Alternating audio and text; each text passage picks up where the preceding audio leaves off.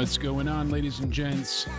Jake, aka Countdown Ended, coming to you live for the WWE Raw review on June 16, 2025. Hopefully everybody's doing well. As you know, I'm not alone. I've got the one, the only, my work husband, the man, the myth, the legend himself, Cody Oneidi 316. What's going on, my good man? What's going on? What a good episode of Monday Night Raw tonight. Shout out to Liv Morgan. Our thoughts and prayers are with you. We wish you a speedy recovery. And that sucked tonight. That looked bad. Yeah, that was painful, no doubt. Hopefully she's doing okay. Hopefully everybody in the chat is doing well. But that just looked really, really bad. You know what? Funny enough, when I was a kid, I was like 11, maybe 12. And around that. And my younger cousin was at the house, and I was standing up to get off the couch as we had the ottoman like pushed up against it. So I was going to like step over and off the couch, just off the couch. And she thought it would be funny to push me, and I fell backwards and landed into one of like the lower small magazine rack type bookshelves, and I smacked left side, this elbow. And the way I had done it, I had knocked it backwards and dislocated it. And, you know, hospitals are money. So my father relocated it upstairs with, you know, the pull maneuver. And it's amazing how once it's back in, it's like it's over, but it is excruciating. So they have to now check with, usually they'll follow up with an MRI, but they like to check and make sure it's set properly, one. And then two, that it's not a separation, no tear, no major issues. So Liv Morgan goes ahead, starts her match tonight with Kairi Sane. Everything seemed to go according to plan. She gets a quick takedown from Kairi, and then she rolls out of the ring, and they signal that she's injured. So real unfortunate thing, just a random happenstance and thing of just random chance. But our thoughts are with her. Yeah. Hopefully, if it is just a simple dislocation, she'll make it to Evolution, because that's the real worry here, you know? Yeah, like all the plans could change now. Evolution, she was one of the big major roles for this, so Absolutely. Her and Raquel defending those titles. I mean, and I know people are going to try health is the most important. Yeah, you know, so I don't want to see anyone unfairly jump down, you know, Kairi's throat here. It's certainly not her fault, but it's not. Don't it's blame not other a great wrestlers. look. Accidents happen. Accidents happen. Accidents do indeed happen. It's not a great look. It really isn't, because Kairi has not had a graceful re-entry to the WWE since returning. All of her matches have had some sort of, you know, I hate saying the word botch, but that kind of like, you know, flawed usual excellence that she has. And since it's just kind of been underwhelming with her, and there's been a lot of lackluster matches so far, and now an injury that's hopefully very minimal. Like as we said before, thoughts out with Liv Morgan. It is a random occurrence. Doesn't seem like, you know, anything happened wrong per se. She just landed badly, you know, Cody? Yeah, it just looked like when she landed it, her shoulder just, I don't know if it was Michael Cole said it was a dislocation, right? I missed that part because I was texting people about it. Yes. So they did confirm it was a dislocation, should be going to the hospital for further testing. So they were in Green Bay, Wisconsin tonight, you know, so at the Resch Center. They kind of had Lambeau Field outside shots showing everything above. Typical, you know, the stars make their entrance, and Liv Morgan, who was a pretty big part of tonight, opened the show with Dominic. And they go ahead and she's saying, you know, welcome to Monday Night Morgan. And she's calling Dom the greatest IC champ of all time. And every time Dom tries to speak, the audience will not let this boy talk. I love it. Which is funnier. Later in the night, they were chanting "Dirty Dom, Dirty Dom." You know, singing yes, because people love him, but it's fun to boo him. It's fun to drown him out. You can't even hear the ring bell. Aren't booing him for like I think it's like a fun thing now, like kind of like Kurt Angle's "You Suck," kind of like that. Yeah, exactly. It's a boo that you're getting cheered with, I guess, because like at Worlds Collide he was booed at the arena, then at Money in the Bank he was cheered out the building. So I don't know. which is funny, right? You know, you would think that Yeah. that would not be the So case, but people love they love themselves some Dirty Dom. That is a fact. So yeah, I mean they I was talking about this earlier with my buddy Patrick, and I've said it so far to many. You know, I want to scream from the rooftops, but really the thing is, at this point in time, we see it happen a lot where the audiences just want to participate. They just want to be a part of the fun, you know, whatever it is. And that's why moments where your beloved babyface, like a Sami Zayn, is in peril and the audience is chanting one more time, or it's a Money in the Bank ladder match and the fans are chanting, "We want tables," because the audiences are selfish and senseless at this point in time, and they simply have a thirst and bloodlust for entertainment. They just want to be entertained. Damn it, that's all there is to it. They want to be entertained. Can you blame them, really? I mean, lo and behold, that's what they want. They want to have a good time. So they want to chant along.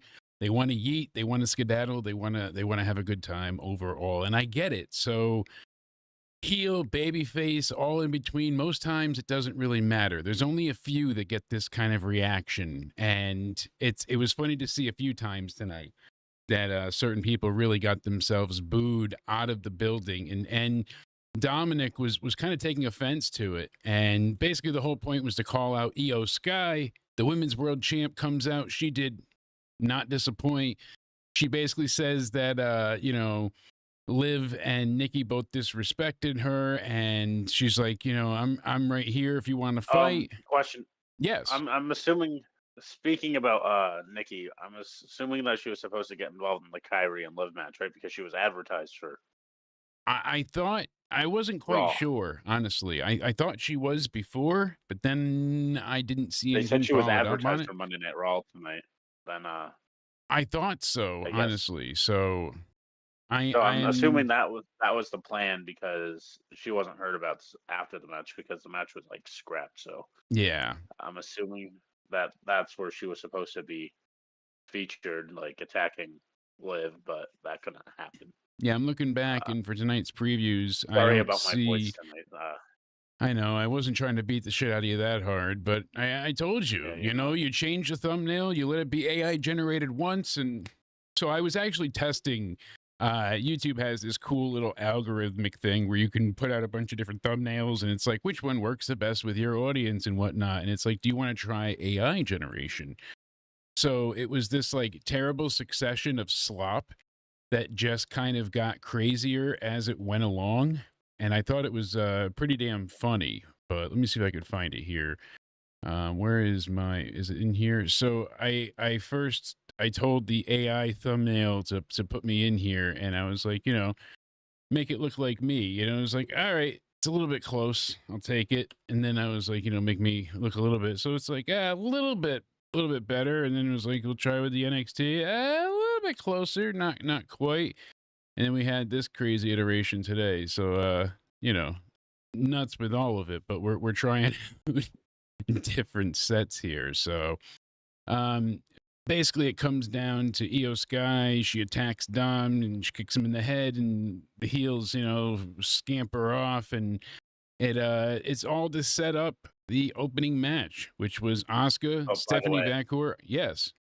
I see this online. If you celebrate injury, that's just weird. I think.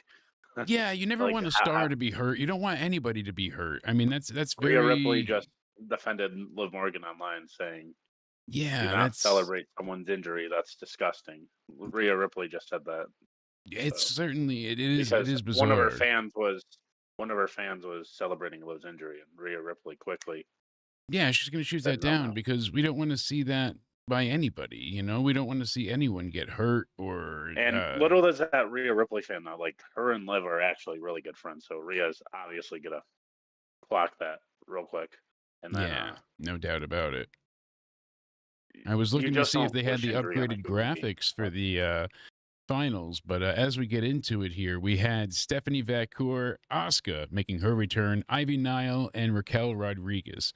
I said this in a text earlier that Raquel, she I wish I could get behind her, but she's lacking something. The only time she's ever interesting is when she's up Liv's ass and using her as like a literal weapon. You know, when she picks up Liv and swings around like a baseball bat.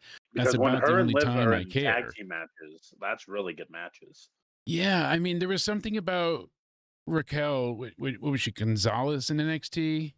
And then Yeah, she changed. she was Gonzalez, right? Yeah, she had a couple of different name changes, I believe, but still, Raquel, like she had a bit of an aura in NXT, but now we have a better Rhea Ripley. We have a younger For a little bit, Zarya. they just cut the last name, right? She was just Raquel. Raquel, exactly. And So, unfortunately, it's like we have better versions and younger versions and different. Like, it just she doesn't stand out in any way at this point in time. In this match, it she happens felt sometimes. like an Like I think absolute nothing until the very end when her moment, I guess, called for it because of the interference with Rhea. We'll get into it, but I feel like she was such a non-entity and non-factor in this match that it was just like it almost was like a crazy, ridiculous "This is awesome" chant that was kind of like undeserved at one point with her and Stephanie. But Stephanie Vacour is indeed awesome. So Asuka's been out of action for a year and a month, 13 months, a long time for her to be down and out. and by the way, they gave her old theme song back, Which was fucking great. amazing. So Asuka and Stephanie, they Asuka really looked good. yeah, they teamed up early on to take down the other two, Raquel and Ivy getting beat down before they even get a chance. And we got kind of the usual, you know, we kind of see the you know, frantic and frenetic action that is these fatal four ways. You know, Asuka's hitting a missile drop kick off of Ivy Niles' shoulders, and I mean, they're just attacking each other. So Asuka, she hits Ivy with a bunch of like a really hard knee strike, and she gets her pinned. It looks like she's going to get the victory, but Stephanie breaks it up, and that's when these two square off again, and the audience is going nuts to see Asuka and Stephanie Vacour face to face. She grabs Asuka's hair and starts headbutting the hell out of her, and then Stephanie drop kicks Asuka really hard. And you saw, you know, Stephanie still favoring her right knee, but she was holding out strong. And that's when Raquel finally comes back, and she goes ahead and she hits Stephanie with a big boot. And the fans are booing to see Stephanie go down, but they get a big "This is awesome" chant when she hit the Tiana bomb on Stephanie. She goes for the pin. 1, 2. She gets pulled out of the ring by Rhea Ripley. Rhea just hits her with a gigantic riptide, and she tosses her back in the ring. Asuka hits her with the big hip attack and pins her. So Asuka gets the victory here. You know, it's a bit interesting to see that, you know, Stephanie got put down with the Tiana bomb and then was done for. So she didn't make a comeback. I was kind of curious to see who we would go ahead and see win. And it was a bit of like anybody's game here, as where the main event felt like a true foregone conclusion, you know, absolutely. Sorry to interrupt again if Yes. I just got an update because there was people being a conspiracy theorist about if it was a legitimate injury or a work. They said it's a 100% legitimate injury. Mhm. For those who have asked with conspiracy theories, that was a way to write her out for outside project. No, it was not. Yeah, no, Morgan was she checked got out hurt. by They would WWE they Medical. they don't stop matches like this for storylines. You Because rarely if see she was this happen. going to work on another so- project, I'm sure they would have just announced that on the show, just like they did when she went to go film that movie in Japan. They yeah, literally announced on the show that she was going to be filming a Hollywood movie. So if it was an outside project, they would have just announced that again instead of faking an injury. yeah, And plus, that looked too devastating to even be a work. They said WWE is waiting to learn the severity of the dislocation, which would determine how long Liv Morgan is out. okay, And if it's a severe injury, it would be upwards to 16 weeks before she can get into athletic activity again. But they don't know for sure. She's yeah. at the hospital right now getting more tests done and wishing her the best. Yeah, immediately when she rolled out, they then cut to Kairi Sane when medical went over, and then that was it. And then they went to commercial break. They came back, and then they even had to add in. I don't think they were going to play that John Cena promo with Punk again, but they just kind of had to fill for time. And if you notice, Raw don't went think so off a either. little bit shorter, about 10 minutes shorter than it usually does. So They give they or had to take. think Hey, of what's going on, Kincaid? Nice something. to see you in the chat. We got MK3 Chaos. Long time no see to you, Sir Daron. Hopefully you're doing well. Did they play that video package earlier in the night? The Punk and Cena? I think they did going into before? a commercial break for the fans. I think that's what it Oh, was, so but I'm pretty then they sure had to play it anyways. again because I could they're be like, wrong. I'm we a have to dumb do something. God knows, you know. Well, But they had to fill time before the next segment, I guess. So exactly, yeah. So they were in on it, but no, it was definitely not a planned thing, that's for sure. So um then they go into a video package that recaps Gunther defeating Jey Uso, which was really cool. You know, yay. I get what they're doing because it's all to set up Goldberg. Not, I've never been a big Goldberg fan, and I see why people do enjoy him and do like him. Jesus Christ, I'm I gonna was a I send was you a this. staunch Goldberg hater, just because of the sense of like he couldn't wrestle. I see the idea, the aura, and the point behind him, but yeah, let me go ahead and pull this up better so we can go ahead and That is not show good. that. Yeah, you can definitely see it's dislocated for sure. That looks bad.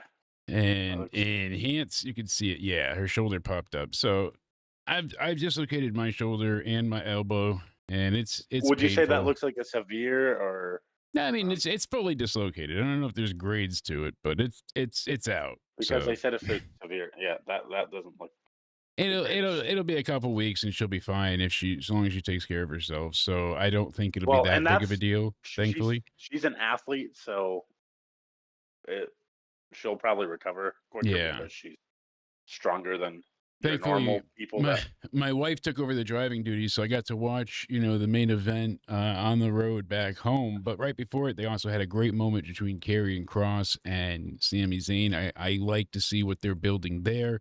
They do have a match between them coming up, and it was basically the point of tonight was to build up the future PLEs. And overall, I like what they're building towards, and I like what we're getting. So.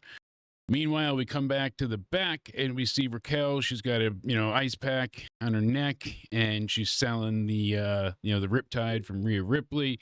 And you've got all of Judgment Day there, and Liv shows up and she wants to talk with her about strategy. And she's like, "What and do you Raquel mean?" didn't want anything to do. I'm Yeah, she's her, like, "I'm not not cleared." me. She's like, and that's when Liv got upset, and she's like, "Well, I'll just handle it myself." And JD asked See, Dom, with that, I think "Yeah, that just shows Raquel isn't really with Liv because like oh, it's about absolutely." me right now. Which I mean, Like you could say she just got attacked, she didn't win the match. You should be I get you want to talk game, but you really should be be like, "How are you? Are you okay?" kind of an idea, but she showed no sympathy either. So you could they say Liv is not yeah, the best of friends. they both were kind of just about themselves in that moment. Yeah. Then we got Like to it's see Dom and JD, they kind of go back and forth. And Balor's saying that, he'll be at ringside for his match. And he's like, "You got a chance to beat Styles a couple weeks ago." That's what Dom says, and Dom's stirring the pot, and Balor looks pissed, but he's like, "You know what? How about you be down at ringside instead?" So, hey, I kind of like the setup there, but Dom agrees, and he heads out with JD. So, and that's when Balor kind of says to Raquel, he's like, "I think you're doing great, regardless of what Liv said." She says, "Thank you." And that's when he tells, Roxanne, he's like, "I think Liv wants to handle things herself, but I've got an idea." And I don't think this idea ever got to come to fruition yeah, because because the match ended. So I think Roxanne was going to help her try and win again, but cost her the match. And that would have led to more or dissension. or something like where Raquel would have tried to make the save, but she was the reason yet again that Yeah, Liv well, lost. he was I think asking Raquel. Roxanne to do something. So Yeah, that's fine. Because when because you saw Roxanne, Raquel look like kind of concerned afterwards, but you don't know exactly what they're up to. So we didn't get to see what came to fruition well, because she got injured, unfortunately. because they were showing Raquel's face for a reason. So I think what was supposed to happen is Roxanne was about to help Liv win again, and Raquel would have been a distraction again, saying, "What are you doing out here?" Like Yeah. what happened the last time, because Roxanne could have easily gave Liv Morgan the victory, but Raquel caused a scene which got Again, Liv to look so at her like, "What?" it really was like a wet fart. We sucked the shit here because her getting injured really stunted a lot of what they were building towards tonight with these segments and the throughput of the continuing narrative. That's one of the things I used to love about the Attitude Era is like the frenetic nature of things. and the continuing linear narrative they would have. Whatever opened the show would be continued upon throughout the episode. So, they would always go back to Vince and, oh, God, Stone Cold's following me. Oh, now he finds his dressing room trash. Then, now we're in the ring. And, so things developed. That's what was going on here. That's what Triple H also, books like and is a fan of. So, unfortunately, her getting injured tonight really was a negative all around, and it sucks because it's nothing that seems really could have been avoided. It was just happenstance, bad luck, and seems to be that Evolution curse, just like Alexa Bliss missing her big match with Trish Stratus at the first Evolution. Hopefully this doesn't, shelve Liv, because they're supposed to be taking on the Bellas for those tag team titles. Speaking of big matches, though, Gunther comes out next, and he's got just pyro on top of pyro. He looked great. He's soaking up all the booze, and he's admitting that Jey Uso was the better man once. Yeah. Desk pop. Once. And he said now that all the rumors and chatters about what's next. And Goldberg chant started, and he said, no, that guy learned his lesson. And he's like, Seth Rollins hold Money in the Bank. He's like, I'm right here. And that's when Goldberg comes out, and Goldberg. And we get Is this usual... just an IWC problem, not liking Goldberg? Because anytime he's in the arena, they go crazy for him. I've never liked Goldberg. That's what I was saying before. I've never enjoyed him. I couldn't have given a shit about him and Lesnar. I didn't care back then, and I used to get yelled at it by my former host. Which is crazy because I get the aura around him. I get the idea, but here's what it was. I was a staunch WWE loyalist. See, you know how loyal of a friend I am. To a fault, for many years did I waste my time. And so I go ahead and I go back to the point at hand, being that, Goldberg was an isolated thing. See, I hated everything about WCW because it was like, oh, we're sending the castaways there. I was never a Hogan guy either. I liked the heels, but Hogan, I was a little too young for the real Hulkamania. So I was at the end of it, the tail end of it, when people were tired of Hulkamania. So him going to WCW was like, yeah, get rid of the cast-offs. I love The Undertaker. I love Jake the Snake Roberts. And that continued on and on. And then the Attitude Era hit, and I was like 10 years old. I was too young for the Attitude Era. But I went back on WWE Network and Peacock now, which not anymore because they got rid of all the old Monday Night Raws because of Netflix, which they still haven't put on there, by the way. But back to my point. Yes. I've went back and watched Nitro and the Attitude Era. I always liked watching old Attitude Era stuff because I really enjoyed it. I enjoyed the Kane and Undertaker family feud. Yeah, there's something we'll be covering soon, maybe. Yes, and there's a lot of greatness to it. Just hinted at something. WWE rivals, right? I even through the lens of what I saw, what fans liked about him and the explosive nature. To me now as a fan, it was so of its time with Goldberg, and he couldn't wrestle. It was the jackhammer, the spear, the jackhammer, 1, 2, 3, that was it. And yeah, it was cool, and I get why people like it. I don't deny it. And that was the thing. It was good for its time. And then when he came into WWE, it sucked. Why? Because he couldn't go longer than multiple minutes. Triple H made him look like shit in the Elimination Chamber because of it. And then people out-wrestled him, and then he disappeared after getting booed out of the arena with him and Lesnar, and Stone Cold couldn't even save that mess.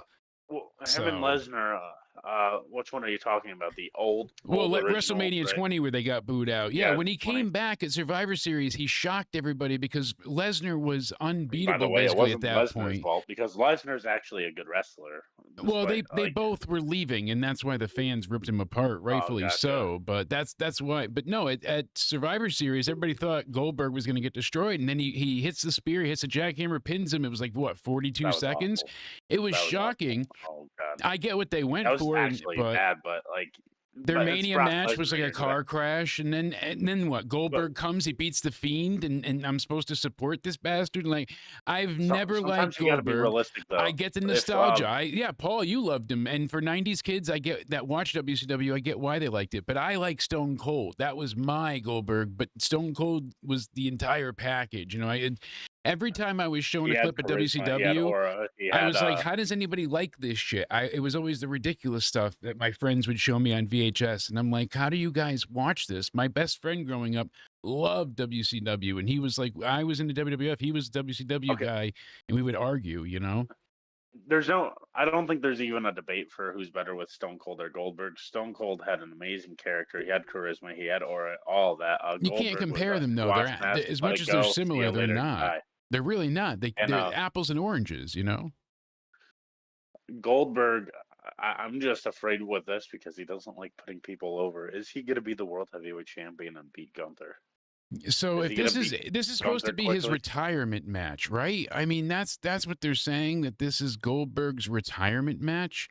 I mean, is that But really the Goldberg case isn't the here? type of person to go out losing, is he? He's not No, like Cena, who that's would put why someone I'm over. shocked / concerned and slightly It worried. better not be a So thing where he beats Gunther, then goes on Raw and says, "I'm retiring. I'm going to relinquish because this." they're calling it Goldberg's last ride, and they're saying that this is it for him. So it doesn't say that it's his last match, but the merch is saying it's Goldberg's last ride, and it was being advertised at one point as his retirement match.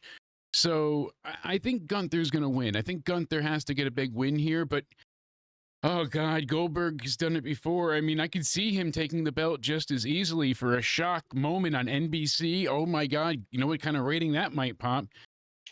I mean, yeah, I could see them doing it. I guess we'll see as we get a little bit closer to July 12th and what's going on that weekend. Oh, AEW All in Texas, right? Remember the narrative around that. So, question: wait, is Evolution and Saturday Night's Main Event the same day again, or so how it's working because I is remember something about it's NXT Great American Bash in the afternoon to start off the competition of head-to-head with All in Texas, and then it's Saturday night's main event, and then the next day is Evolution. And I'm still really upset that we lost Evolution. Damn it! I really wanted to go to that show. I was greatly looking forward to that. Me and you said we're going to it I because know. it was so we're close to where it was going to be. So thank you, Jamie Angus, and shout out to everybody else in the chat. Thank you guys for hitting the like button. Make sure you're subscribed to have that notification bell ringing. They planned out we were going to go to. I know you said we were going to pick up ammo and duct tape and riot shields and tear gas and go to LA and join the whole No Kings protest or whatever going on. Yeah, we got to go to Chicago and pick up CM Punk because he was protesting, actually, funny enough. Oh, he was protesting? He was out there, so funny to see him there. But I'm curious, what was your favorite moment from Raw Tonight, chat? He was in the protests for Chicago. Well, they were nationwide, so LA has been doing protests for the ICE thing, but the No Kings protests were nationwide on Saturday. Two different protests. Yeah. So LA was protesting the ICE raids going on. It was not legit to quit, you know? I know this is a wrestling podcast, but did you hear the news about Trump calling an emergency? I can't even talk. I'm blah, blah, blah, sound retarded again. But an emergency meeting with the national security or whatever right now about... No, but I believe it. A war with Iran to defend Israel, all that. I believe something's brewing over there because those two have just been attacking each other nonstop. You sound much like me, you know. Do something! The ref can't do anything to save us, but that's for sure. Like I said, thank you guys for liking, subscribing, hit that bell. We'll be live tomorrow night for Into Somewhere Weekly, where we cover NXT as well as all the wrestling news and rumors for the week. Trying to work on the schedule for that and see which. I know Wednesdays are better for you. It's good to Tuesday to go live right after NXT, so we'll play with it as it goes forward. But we'll be live for Night of Champions review as well when they're in Saudi Arabia. Looks like it's going to be a good show.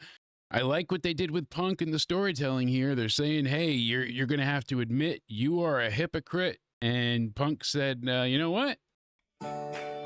Take the happy pills.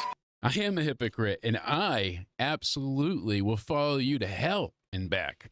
I will follow you to the ends of the earth. It does not matter where. It does not matter when. I am here to be your demise, and I am going to take you down." Oh, it gives me goosebumps, baby. I'm telling you. And thank you, sir. You were too kind. Best review on YouTube. Far from it, but we're chugging away. We're at 7,700 and some odd subscribers. So thank you guys so much. It's greatly appreciated. Goldberg he's always typically received well by the live crowd. He's, as you mentioned before, like he's getting cheered live. Is it just an IWC thing? So they didn't mention the retirement match here. The gear says last ride on WWE Shop. So that's what's making me think that this is going to be his retirement match. I mean, I don't see how it can't be. Even though they didn't go ahead and outright say it yet, I think maybe that'll get added to the deal as it goes further. You know, Gunther will be like, oh yeah, well, I want your career or something, because it's saying, you know, it's his last ride, so we know he's on his way out. Maybe it extends, maybe he gets the belt here and has to defend it at SummerSlam. They have a 2-night SummerSlam. What better than the first night main event being somebody beating Goldberg to take the title back that he took from Gunther? That's actually what I'm going to bet is going to happen now. I'm going to sign off on that. I think Goldberg's going to beat Gunther. And then someone's coming for that title. Who? So you think his retirement match will be at SummerSlam? Yeah, I think they're going to build it up for the 2-night. Goldberg's going to get this damn belt. He's going to hold it through the summer because they have enough stuff to keep everybody busy. They've got Evolution. They've got, you know what I mean? Like, things will happen before to build up to SummerSlam. So by the time that happens, you've got 2 weeks. You guys are making me blush in the chat. Thank you. I mean, I am very high, but I'm also very high on you guys. So thank you to the chat for always being the best. Yeah, I was already, as we said before, just surprised that Asuka won. It was her return. I wish they kept it a surprise. Who did you think would win? Did you think Stephanie I thought it was going to be winning? Stephanie, yeah. And don't mind me, my allergies are going nuts. You have the head cold. I started using the air conditioner here, and my allergies are just killing me. I am so congested. Yeah. I hope I don't sound like a nasally beast on here. How do I sound right now? Does my voice sound good, or do I sound... Oh, you fucking fantastic. Oh. Cream of the crop, baby. It rises. That's right. No, you sound great. You sound like a little bit of gravy in the throat. OnlyFans? Oh, yeah. Those, because they need to retire those tag belts. They've been cursed. Shout out to Matt the Misfit and his wrestling podcast, because you know what? He's got a point. Who was it? Dash, Dex, Dawson, one of them. They made a really great point saying, like, it was Vince hating tag team wrestling that ruined it for the world for a long time and made us seem like less than mid-carders when we should be, you know, right up there with the main event. Tag team wrestling was the main event often in the 80s and early 90s. You know, the Road Warrior pop existed for a reason.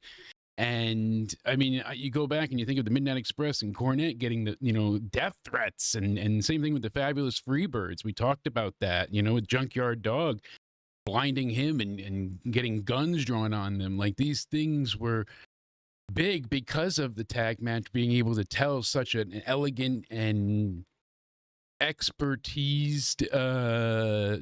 crafted story. That's the word I'm looking for. Jesus. Expertly crafted. We both expertise. Can't talk tonight. No, I only know English. Well, kind of. Like, yeah, gibberish is my main source of language. We're all a little fucked up. I mean, you know, no doubt, we're all just a little fucked up. I'm a little high right now, you know. So yeah, this point, I mean, poor Paul's got the deer cushion. That's like a flashbang to the brain. You're like, Jesus Christ. So, Goldberg's going to take the belt, right? I mean, my God, how else are they going to do something big to counterbook All in Texas? Goldberg, that's it. If they're saying it's his last ride, but they don't have the retirement match set up, then it's coming at SummerSlam. I mean, really, it's coming at SummerSlam. Just like me, I'm coming to the SummerSlam. No, I wish I was, but you know how expensive that shit is. Oh, God. And when they they had highlights of the segment right after, and they said, right there, they announced it. Gunther, Goldberg, World Heavyweight Championship. You know, if I could do everything but ring the goddamn bell. July 12th, Georgia, State Farm Arena. Evolution the next day, same venue. So I guess it's not title versus career, but I guess they are just because his last match was in what 2022, right? For who? Goldberg. Goldberg, 2022. Is Yeah, that the last time he I was there? think that was the last time he fought. I believe so. So yeah, it leaves little to be desired, but let's double check here just to be certain. I think I'm in the realm of something right, but matches. And he last fought Universal title against Roman Reigns, defeats Goldberg by referee's decision at Elimination Chamber 2022 in Saudi. Yep, that was it. And then you beat Bobby Lashley at Crown Jewel 2021. That's right, in Saudi again. And SummerSlam, Bobby Lashley defeated Goldberg by ref decision. Drew beat Goldberg at the Royal Rumble 2021 Thunderdome show. And then Braun Strowman defeats Goldberg at WrestleMania COVID. So I forgot about that. Yeah. Yeah. All in all, like I said, Goldberg just wasn't for me. And I get the nostalgia driven allure behind it. Like the reason he can still go is because of how little bumps he took and what he did. But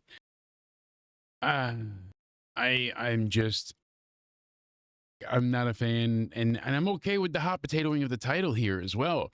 I want small title reigns to become the norm again. When you look back at the Attitude Era and you see 43 days, 18 hours, 26 days, 41 days, having a very long title reign was like 2 months, and you're like, oh my God, the guy's got it for 60 days. Like, holy shit, he must be legit.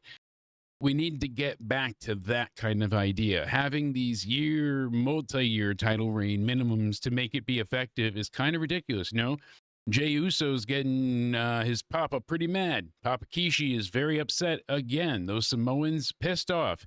I think he's madder than someone telling him you have to pay twice at the buffet. Like, he was pretty pissed. Papa's mad. I get why. Happy belated Father's Day to all the dads out there. And Yes. we go ahead and we see Papa Kishi upset because his son lost. And I get why he's upset, because Jey is extremely over. Yeats over all this.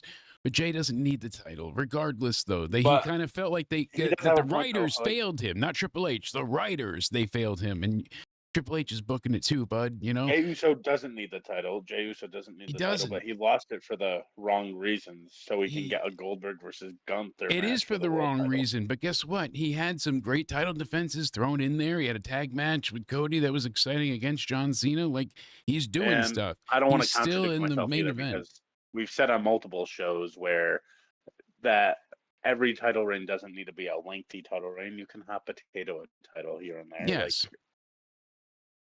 That's the thing, because I don't think this one necessarily needs to be a long reign. I think they can go ahead and have this one kind of keep flopping around for a bit, especially if the other belt. So we'll get more into it as we finish tonight. But these brackets, we already know we're getting Randy Orton and Sami Zayn taking each other on SmackDown. And then tonight's winner, Jey Uso, is taking on Cody Rhodes. So 4 faces. 2 face versus face matches, and then the final being at obviously Night of Champions on both sides. Very interesting with what they did with these brackets. I've enjoyed what they've given us so far, and seeing the way it's gone down, I have been surprised. It has been interesting because not every match turned out exactly how I thought it would.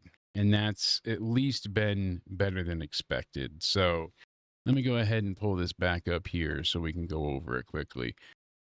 But we see Sheamus backstage, and he's telling Natalya, Maxine, and Kira Tozawa, he's asking about Otis, and they're saying he's doing well. He'll be back soon. And he's like, I got to go kick a bully's ass. So that was it. And then Bayley's backstage. And interestingly enough, this is great. These are the little things that I like. She walks past Grayson Waller and Austin Theory, and they're arguing with each other. But Kofi and Xavier are standing there, kind of menacingly getting involved, being on Grayson Waller's side. So it seems like we're getting that split finally after all this time. It is happening. But Rikishi wipes back to front to front to back, but he does it with people's faces, and that was a problem. A lot of people said his ass smelled like, and then of course he rubbed with the. Plus, you figure how much that man ate, the size of the that was coming out of. I mean, any event, that's a lot of shit. Ugh. So yeah, I like the little storyline happening in the background. For those that know, you know. For those that missed it, hey, you'll catch it online in a tweet, right? It's always that way, it seems. But we go ahead here, and now we go into Bayley making her way out, and she's talking about how she's robbed of a WrestleMania match, but you know she is owed a titled match, and she's like, I don't put my body on the line just for one night. I don't do it for the big moment, or just for the title, or only for WrestleMania. I do it for nights like tonight, for people like you, Green Bay. You people. Yeah. I mean, you people. See? All about how you say it. And the crowd's chanting Bayley, and Becky comes out, and she comes out. She's wearing her Chicago Bear attire, which was funny. So, were they chanting like something like "nobody cares" or whatever? Or, yeah, they had a few different chants for her, but they go back and forth. So it looks like they were more in and favor of Becky, kind of. A little bit of time. So they like Bayley, but Becky just made some great points. So she's going on saying, you know, she'd rather have a legacy than a bunch of fake friends, and you know, she's like, I used to fight for the people, and she stopped caring about everybody. She's like, the people didn't give a damn when she replaced Bayley at WrestleMania. She's like, the people didn't care about you then. And it was, you know, she's pretty true. She's like, I took you out so I could be a surprise at Mania because you didn't know how the fans would react to me. She's like, if they even remembers what it's like to fight for opportunities, you know. So Bayley's trying to come back and counter argue, but doesn't sound too great. You knew Becky was going to be cheered, so that sounds a little asinine. And I think that's why the fans, as you mentioned, started to turn on her a bit. So Bayley goes ahead and she asks Becky, she's like, hey, if your head is so far up your own ass, you know, you don't remember this, but Lynch is like, you know, you don't remember, but Bayley, do you remember what gold feels like? And do I have to remind you what it feels like? So basically it comes down to them now having a match on next week's Raw. So, of course, you know, Bayley wanted to do it then and there. Becky takes off like all the heels do in WWE now. She scampers away. But next week's Raw, interestingly enough, is where we're going to have this match. So, tickle me fucking shocked, Batman. Not what I was expecting here to happen. I genuinely thought they were going to have this match at Evolution. I thought that was going to be like their big tentpole match. But surprisingly enough, that is not the case. They're doing it next week on Raw. So next week on Raw, what do you think's going to happen, my good man? Bayley Becky, Intercontinental Championship. Do you think it's going to be a straight up win, or is there going to be some fuckery involved? I think there's going to be a little bit of the fuckery involved. You know, it has to. You know, it has to be.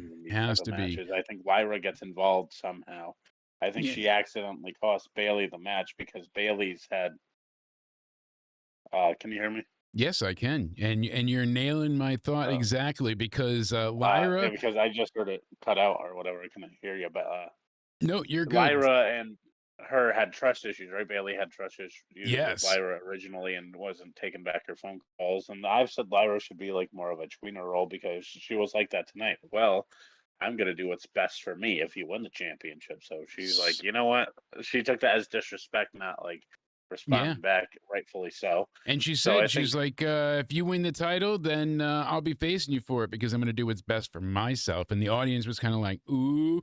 And it makes me think, yes, turn her goddamn heel. No, that's not the answer to everything. I'm not saying despot. That's the only way to go. But genuinely, I'm telling you, she needs to go ahead and have some interest about her, a little bit of pizzazz. And when she was pissed off and yelling, people cared. So if we can get that kind of emoting energy out of her where she constantly feels undermined and like she has to attack people because she doesn't feel worthy enough, like she's not being given this validation, it could be a really cool character for Lyra Valkyria rather than just being Bird Lady. So I do agree. That's what changed my mind here. Once they had that interaction in the back, the audience oohed. I said, that's what's going down. That's the fuckery. They are going to go ahead, and you help me paint that picture, my friend. They're going to have Lyra go ahead, interfere, cost Bayley, and now at Evolution, it will be a triple threat match for the IC title. And I think a heel in that match would serve them well. And if Lyra attacks Becky on the way to this match, I think it only adds to it. Made me more exciting. I think it's going to be a triple threat more than likely. I think Lyra, as you said, cost Bayley, and we only have a couple weeks until Evolution, about a month's time. So this will be about enough to play that out in full. Even if we don't get the heel turn, I definitely think we will get the triple threat. And then, as we mentioned earlier, I think the triple threat will either happen at Evolution or SummerSlam. Yeah, one of the two. Something's building. Absolutely. And there's a little brouhaha. There has to be, because you figure with Evolution being there, they want to have X amount of matches. Being in the rough area of 7 to 9 is what I'm hearing. Right now, we know of what? The NXT Women's Champion is going to take on whoever wins the pack of 4 matches tomorrow that we're getting, which looks excellent. Can't wait to see that. Hold on, I have that queued up in a text right about, I think, there. Yeah, there we go, chat. So tomorrow, Blake Monroe signs her NXT contract. We have the 4 Evolution Eliminator matches. So Jordan Grace taking on Lola Vice, Thea Hale taking on Lash Legend, Zarya versus Izzy Dame from the Culling, and then Lash Legend versus Kalani Jordan. So interestingly enough, I'm curious to see what they do there. And I don't know why they have Lash Legend there twice, but hey, if that's how it's going, it's going. So Hoot de Loop made it. You're in the house, my friend. And it's going to be an exciting night on NXT tomorrow. Whoever wins that will go ahead and have themselves a hell of an advantage, as they'll be going and taking on JC Jane at Evolution. So it is exciting. No, it's Thea Hale versus Jada Parker. That's why. See, good thing I investigated. Lash Legend versus Kalani Jordan. Thea Hale versus Jada. Gotcha. Had to fix it. Been fixed. There we go, chat. So tomorrow night, NXT will be great. We also have Trick Williams and First Class versus Elijah, Josh Briggs, and Inamura. So that should be a hell of a 6-man tag.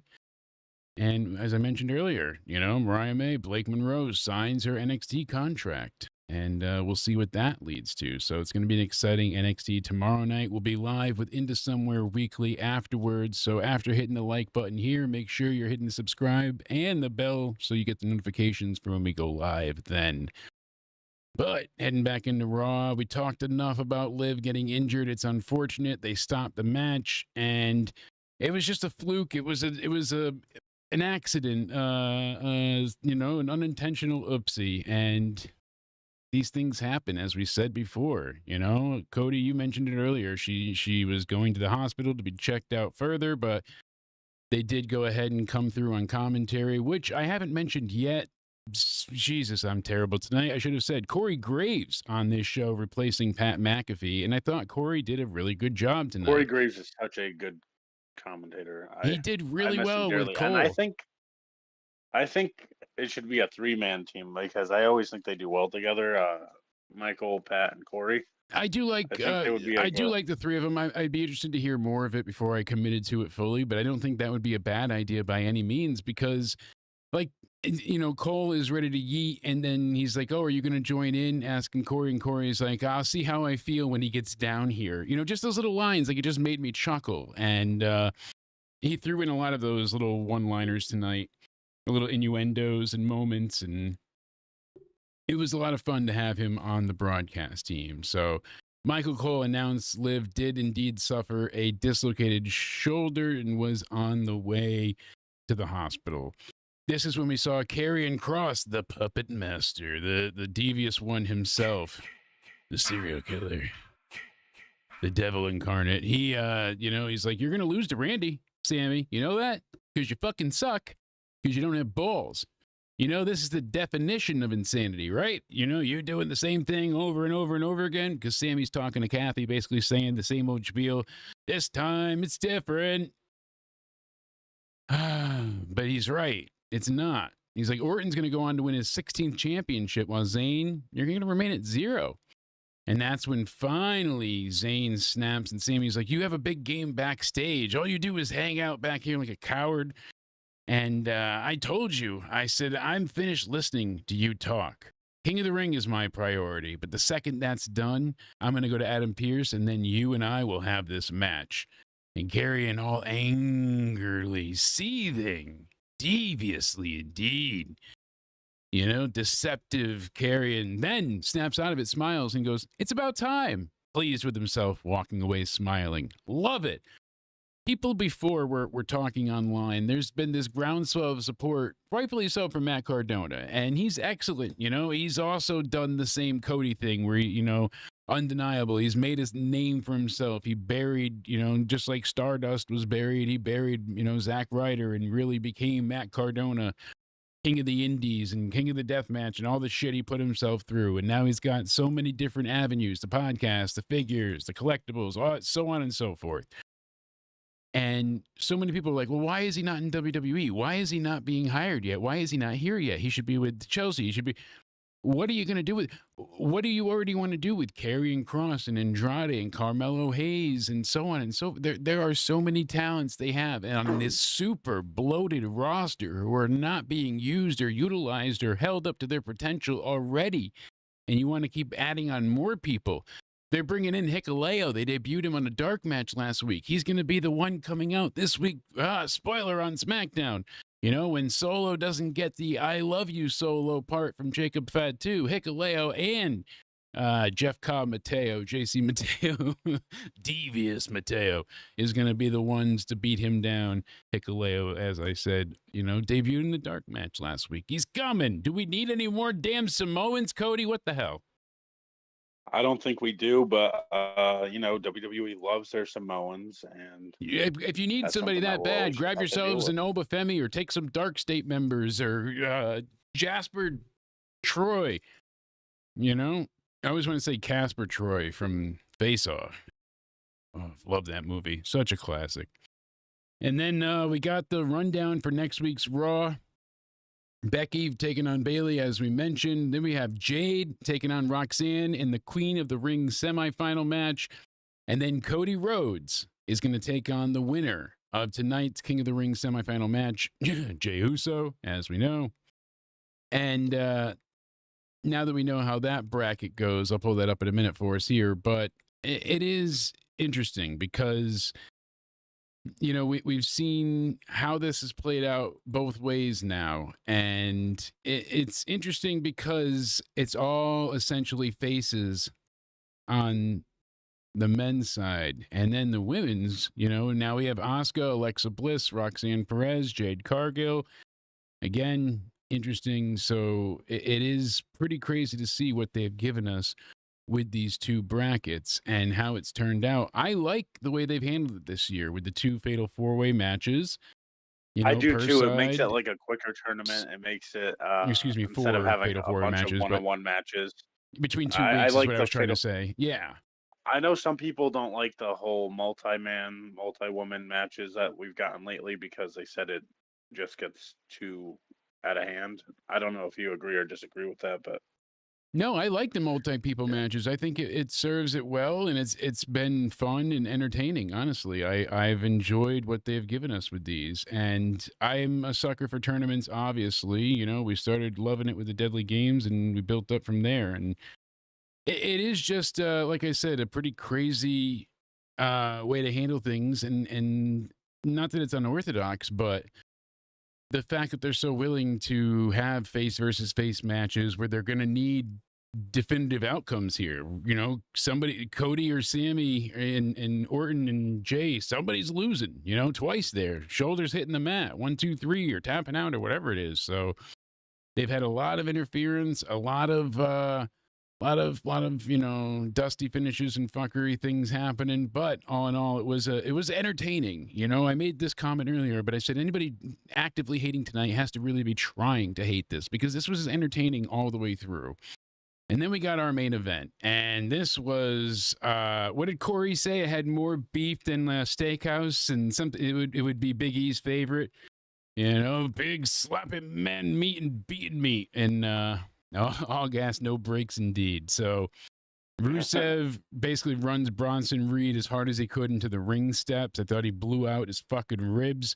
Jay, who still has his ribs wrapped, funny enough, hits Russo with a big dive to the outside to get us into the commercial break. And this was just pure madness. Sheamus eventually picks up Bronson Reed and hits the white noise on him, which was super impressive. That was a great near fall. Rusev grabs Sheamus then, hits a big Uranagi on him onto Reed. And that's when Jay comes in, gives super kicks to everybody. It's a super kick party. And Rusev eventually blocks it and drops Jay with a big boot. And then he puts Jay in the accolade. And just as he's about to tap, it looks like Sheamus just drills him with a hell of a knee. I thought it was going to be the brogue, but it was a knee. And then I always think that too sometimes with Sheamus with the whole knee thing. I always think he's going for a brogue kick, and he always has that knee. Is that like a new thing? Because I remember seems to for be a while newer with thing the with knee him. Yeah, absolutely. It really does. Can he it not seems lift to be his a newer leg up thing. all the time now? So because he's older, is that? It is weird. So I'm not sure, but because I remember I think he was using that like for a finisher for a little bit, like that knee. I think you're right. If I'm wrong. I believe. Yeah, but like because I was assuming because he's older and he just maybe can't get his leg up there anymore. So I don't know, because he seems to be able to do the brogue still. I mean, he's very in shape. So I don't know if he's just trying to save the brogue as like an actual finish for a finisher. But right then we get Sheamus being hit with the tsunami from Bronson Reed. Jay breaks up the pin, saves the match. Then Jay spears Bronson Reed. Sheamus. Yeah. Is it possible for Sheamus to have a bad match? He's had banger after banger for a certified fucking badass as he is. I don't know if he can at this point. I mean, like I said, again, you'd have to actively try to fuck that up because that man does not care what damage he puts on his own body. I mean, when you look at like the I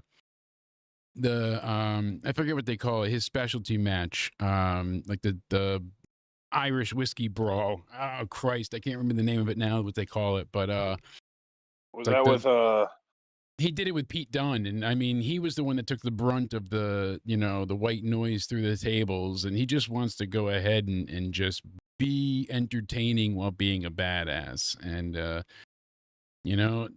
so Jay basically spears Bronson Reed. He goes up top, and then it was funny because some fans were booing Jay getting this comeback, interestingly enough.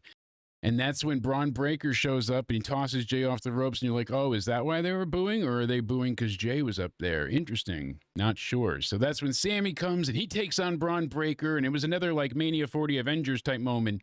Real Attitude Era feel, vibes to it. Because now Zayn, he's taken off and he throws Braun Breaker into the post. And Zayn goes to hit him with the haluva kick, but that's when Breaker just catches him and slams him onto the broadcast table, throws him right into Corey Graves, like, here's your leftovers. And Penta shows up, and he comes and dives and hits Braun and takes him out because, remember, they interfered with him before. Everybody's stories are interwoven. It's a big spider web. So that's when Bronson Reed hits Jay with a big driver. It's like a Death Valley driver. It looked great. And he goes up for another tsunami, but yeah, LA Knight, everybody talking about him, shows up and he pushes him right into the ring. And that's when Jay goes up, hits a big Uso splash, goes up, hits another Uso splash, then pins him. Jay Uso beats Bronson Reed, and Seth Rollins is pissed. His music comes on, blaring, and he needs a new theme. Reports say we're getting a new one, but Sheamus' signature match is drinking pints and Guinness and shouting, yeah, absolutely. I believe it, racism included. So, just grooving to that one, Paul, really. So Rollins is taking off his jacket and ripping it down and, uncuffing his sleeves. And that's when Cody Rhodes' theme played and he rushes to the ring. So much for him being a SmackDown guy, right? And they get face to face, and the crowd is just chanting for Cody. It's great to hear it.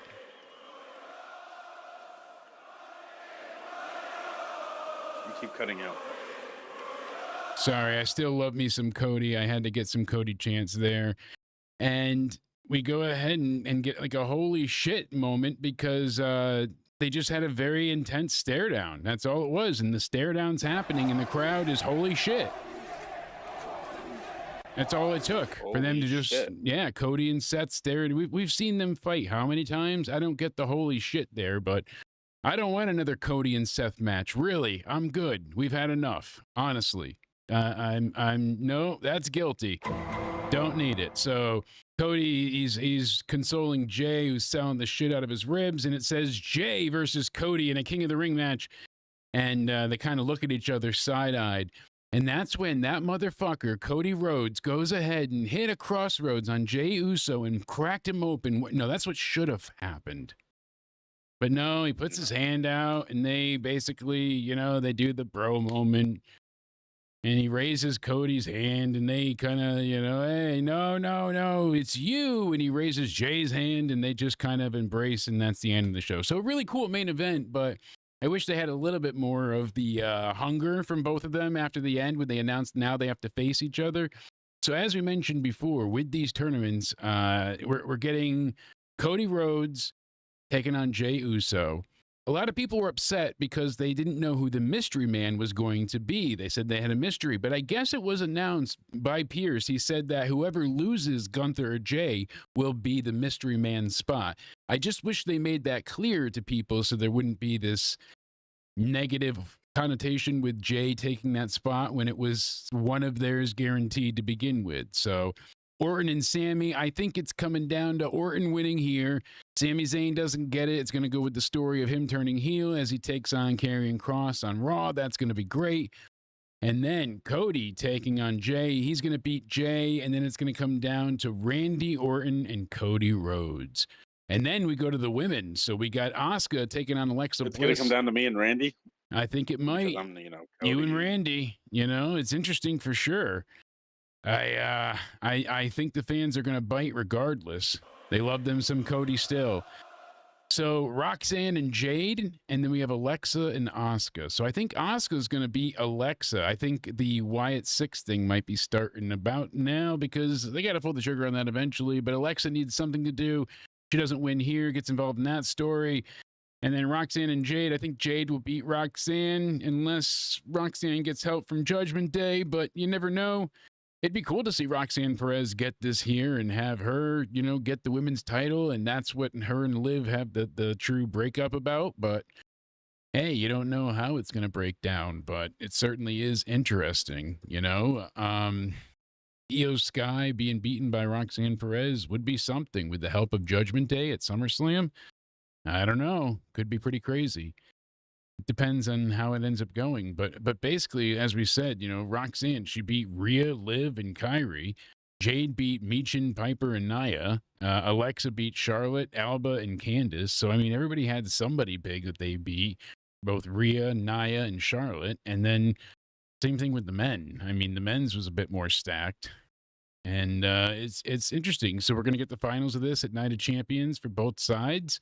And then whoever wins, King and Queen of the Ring, gets a shot at SummerSlam. And I like, if you're going to have a 2-night SummerSlam, this is the best way to build up into it. You get the main event from each on a night, maybe. That would make the most sense. Night 1 main event, night 2 main event. Bam, bam. Men's, women's. That's why you had the King and Queen of the Ring. It means more King and Queen of the Ring. You add more overall grandiose, elegance and pretty much you make it worthwhile. King and Queen of the Ring really should mean something. So Mr. Iguana is over. Comedy does work better than spooky. Wyatt 6, I don't think they're lame, but I think they're a little bit directionless, and that's the problem with them. So again, we have Night of Champions happening at 1 p.m. Eastern, Saturday, June 28th. So we'll be live with our review when that is over, most likely around 4 or so Eastern. Overall, I would give this Raw a solid 8.5, honestly. It was a lot of fun. Really only 3 matches, but all in all, it was just damn entertaining. A lot of setup. A lot of good build. The only thing, I don't even mind the build between Gunther and Goldberg because I know it's happening. So, I get it. It wasn't badly done. And that's the thing. So I'm not even hating on that. As much as I don't like Goldberg, I'm still understanding as to what they're doing. So All in all, like I said, tonight easy 8.5, no doubt about it. What's your rating, my friend? I would give it 8 tonight, maybe, An 8. because I just thought I liked the enhancement of the maybe 7.5 actually. Okay. Trying Yeah. to Oh, I mean, yeah, I got to consider there was 4 matches. One was ended in injury, so 8.5 is high. So maybe 8 is a little too high even. 7.5, I think you're probably a bit more reasonable, but I was very much so entertained. Besides the Liv and Kyrie mishap, the main event was pure chaos that I was enjoying to see. I mean, if you're going to do no disqualification, you get everybody involved. Yeah, LA Knight, and, you hear him and Seth are going to have a match. It seems like they're going to face off at Night of Champions. I'm excited for that. I want to see more happen with LA Knight. And if he's going up against Mr. Money in the Bank, that means something. yeah, so I would probably do 7.5 because they did the LA Knight enhancement storyline with Seth Rollins and his group. They advanced the King and Queen did they do Queen of the Ring tournament, right? Yeah, I forgot. Yeah. I'm Yep, all they're over the doing place. both. My brain is mush tonight. It's probably because of the head cold, and so my head's not working. I know, you poor bastard. We got to get you feeling better before I go ahead and make you work constantly. So WWE put out an actual statement. Let's see here. They said it remains to be seen how long Liv will be away following the injury.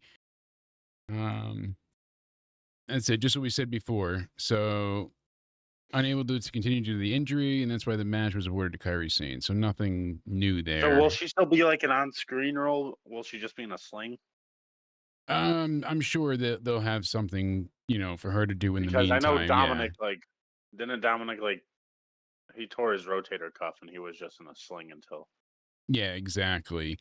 Well, so we'll preview SmackDown this upcoming Friday. Going to be a fun show. So they have John Cena and R-Truth in a non-title match. I mean, that alone, that's crazy that we're getting Cena wrestling on SmackDown.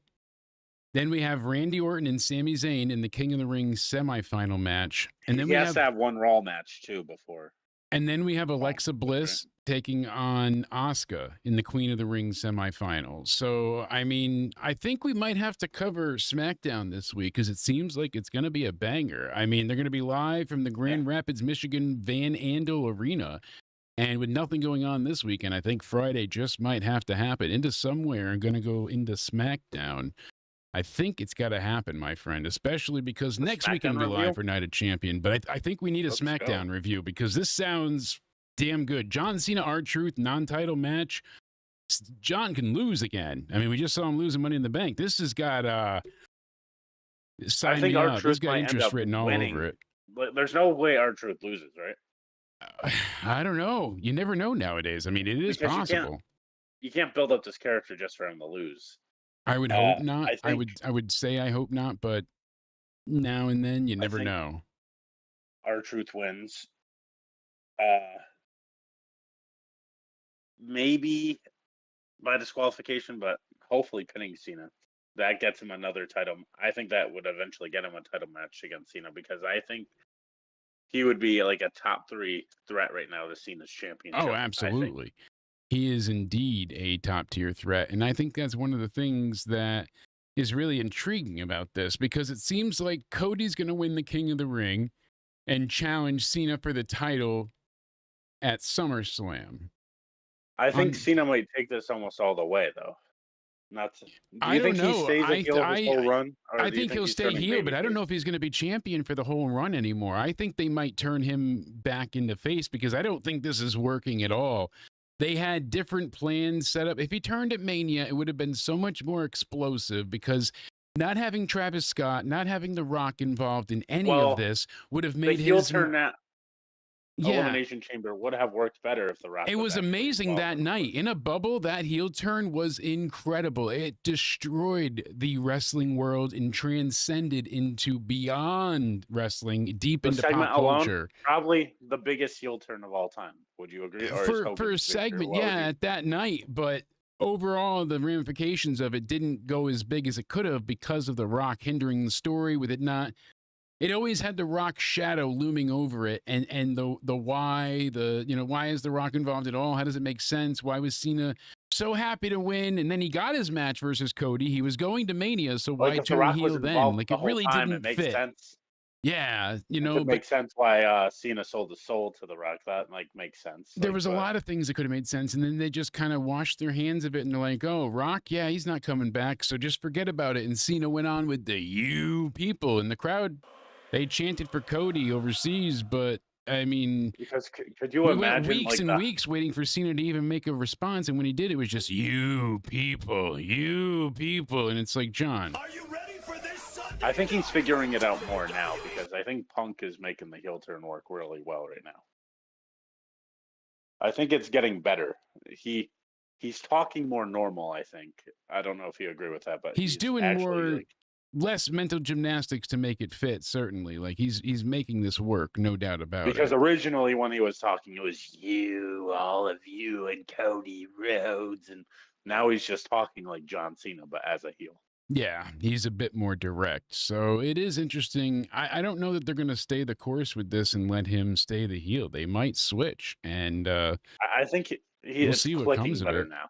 I think it's getting better. I think he's doing better at it, but they don't have a reason for him to be heel right now because of The Rock. But they've name dropped him quite a bit recently. I don't know Yeah. if that's And then WWE announced intentional. 2 super shows. I don't know if you heard about this. They're doing Saturday, July 26th, Sunday, July 27th. They're doing WWE Super Show Mexico.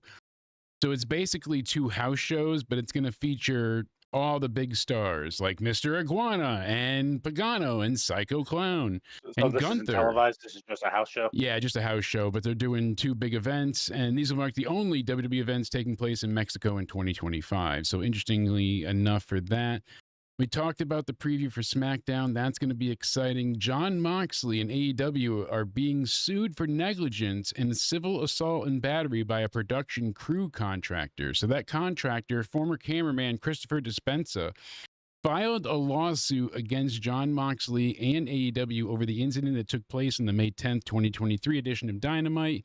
He was planned to have Moxley take the screwdriver from him, but he went ahead and, got a little overzealous, and he pushed the man down. He landed on his shoulder and then on his neck, and he's since had like nerve and pain and issues and whatnot. And why are you pushing people that are not trained talent? Like, if that's the spot, then have an indie wrestler be a cameraman with a fake camera. Like, there's other ways to do it, and you can't just do as you wish. So not a good look for the company, and he can prove that his injury stemmed from the fall. He has a very strong case.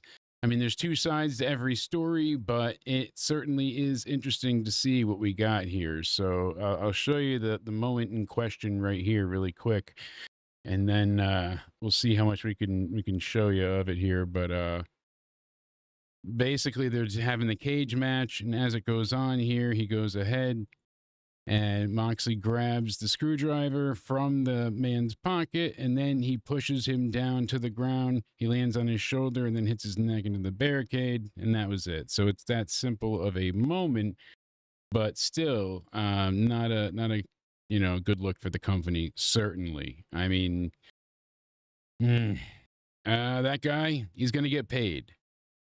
They are going to get this guy paid, and I'm happy for him because, hey, get your money. If they injured you and you see the billionaire laughing about it, get your money, buddy. That's what matters. In my court, I would certainly side with this man. AEW Jon Moxley are guilty. Give him $10 billion. So we gave Raw a 7.5 apiece. I thought it was very good. We enjoyed it. We'll be live tomorrow night with the NXT review. NXT is freaking stacked, as we said earlier. I'm really looking forward to that show. So we've got Blake Monroe, the former Mariah May, now known as Blake Monroe, is going to sign her NXT contract in the ring. What happens then? And then Evolution. JC Jane needs someone to defend her title against. So they're going to do a 4-match Evolution Eliminator We got Jordan Grace taking on Lola Vice, Thea Hale taking on Jada Parker. Got that right this time. Izzy Damon, Zarya, and then Lash Legend taking on Kalani Jordan. So really damn exciting. Thank you to those also watching on Rumble still. You guys are awesome over there. I appreciate the love that you've given me over in the chat there. I hope you guys click follow on that side. And Cody, let the people know where they can find you, my good man, please. You can find me over on my Twitter or X, whatever you like to call it nowadays, at Judgment Day Era, and you can find me over on my Instagram at Cody_Onidi_316. Absolutely. Links, as always, in the description box down below. We had a really great, the State of Wrestling on the Spaz Phoenix podcast the other night. So make sure you go ahead and check out his YouTube channel, linked in the description down below, so you can hear that. Unless you're driving and near any type of woodland creature, Spaz's Canadian voice does cause animals to run into cars. That is true. Yeah, sadly. But concussions are not permanent, just the brain damage that comes with it. I mean, smile and take the happy pills. I've been Jake. I might start on my YouTube channel again with gaming and stuff. I used to post. No way. So you remember? Yes, exactly. GTA. That would be awesome. I might start that up again soon. Well, we will go ahead and link to your channel as well then. Hopefully get you sent back that way, get you some extra subscribers. Thank you to all for hanging out. I've been Jake, a.k.a. Countdown Ended DeMarco. Thank you all so much. You can find me on Instagram, on Twitter /X, whatever you want to call it, on Rumble, all at Countdown Ended. You found me here, Jake, Countdown Ended DeMarco on YouTube. Make sure you hit subscribe because we're going to be live tomorrow night with the NXT review. Thank you all so much. I hope you have a great night. And as always, stay sexy.